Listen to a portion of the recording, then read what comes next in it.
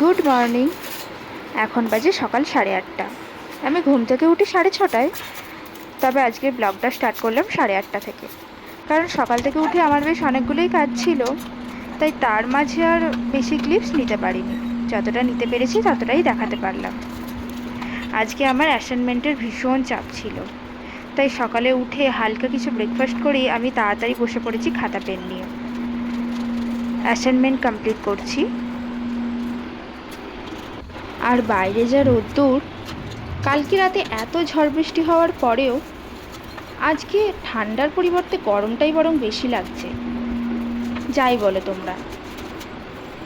Assignment complete করতে করতে আমার হঠাৎ মনে পড়লো, আজ তো বাবা গোপাল ঠাকুরকে সেবা দেয়নি, আমায় দিতে হবে।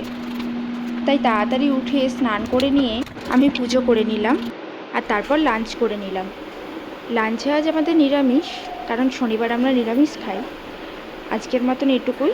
দেখা হচ্ছে পরের ভিডিওতে।